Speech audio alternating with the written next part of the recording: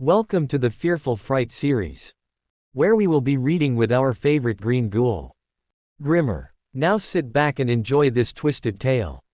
Today our story is called Creature's Cave. In a small town with only one grocery store and one traffic light in the whole town, there were two best friends. Jake Richardson was more laid back than most kids. He'd pretty much agree to anything his friend David wanted to do. David Anderson was a lot like his friend. But Dave lived for exploring. He woke up every day rushing over to Jake's house just after breakfast, always wanting to explore the lake or creek, or even the woods in his backyard, just to have a little adventure with his best friend Jake. One morning David and Jake decided it was too rainy to go to the lake or creek, so they decided to explore the woods, even though it would be a bit muddy. "Hey David," said Jake, "let's go play on Pointed Rock."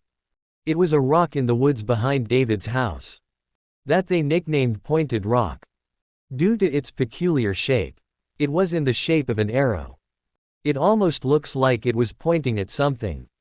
But there was nothing around but trees and bushes for 50 miles. David replied, "Yes, that does sound fun. But you know what would be even more fun?" said David. "What's that?" said Jake. "What if we head off in the direction the rock is pointing at?" Jake got a huge smile on his face. "Yeah, we could probably find treasure. Or something cool, I bet." So it was decided. The two boys would head off in a direction the rock was pointing, just for a mile or two, to see where it led them. As they got to Pointed Rock, they noticed branches were broken on nearby trees, and there was a clear pathway in the brush, heading in the same direction as the rock was pointing. "That's odd," David said, "but at least it will be easier for us to walk now." So the boys headed down the path.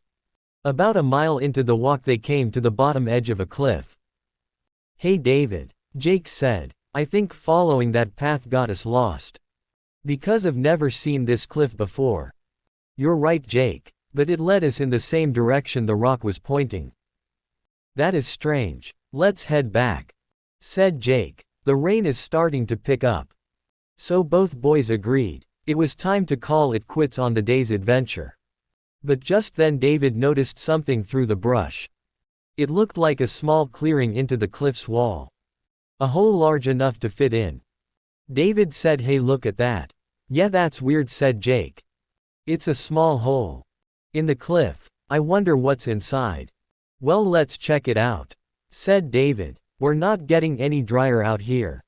So the two boys brushed aside the vegetation. "Look," Jake said, "it gets bigger the more you go in."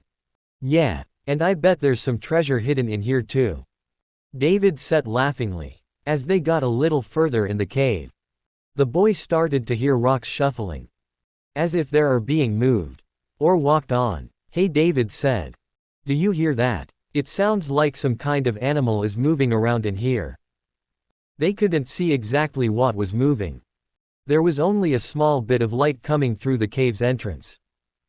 "Don't be a chicken," said Jake. "I bet you 10 of my best baseball cards you won't go further in."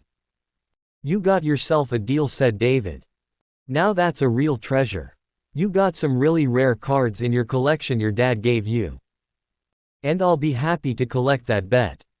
As soon as we get back, you won't be collecting anything until you prove you're not a chicken," said Jake. Okay, here I go," said David, feeling his way through the cave. With his hands and feet, he reached a corner. "Hey Jake, come look at this." "What is it?" said Jake. "There's a flashlight shining over here. And a backpack." "Looks like we're not the first ones here," said Jake. As the boys went to explore the items someone left behind, they found a journal hanging out of the backpack. David took the journal out and used the flashlight, and began to read. It started with, "I have spoken with many of the indigenous elders. They speak of a rock in the shape of an arrowhead that leads to a cave that constantly vanishes and reappears somewhere else. I never thought such a cave could exist. But exploring the woods in this small old town, I've seemed to have come across the rock fitting the exact description of the arrowhead-shaped rock spoken of by the indigenous elders. If what they say about the cave is true, there should be an endless amount of gold inside that the indigenous people used to make jewelry. They said no matter how much gold they took, the amount of gold left in the cave never seemed to change. Just then a rock fell. Whop! Ouch! Jake said, holding his head. Let's get out here. Rocks are beginning to fall. Wait a second, said David. I want to read more about this gold. Just then a rock hit David in the shoulder. Ouch! You're right, said David. Let's go. So the two boys ran towards the entrance. When they got there, they both stopped and looked in disbelief. The entrance to the cave was gone. There was nothing but them and the flashlight they were holding that was beginning to go dim. What the heck, man, said Jake. We need to read the rest of that journal before that flashlight dies on us. You're right, said David. They hurried through the journal. Soon they reached the last page. It said, I am sad to inform you that I will not be leaving this cave. There are monsters in here not known by man. They look just like rocks and blend in with everything in this cave. Which I regret to inform you is now my tomb. And more importantly, I have to inform you that this is no cave. This is a giant rock-like monster that dwells deep inside the earth.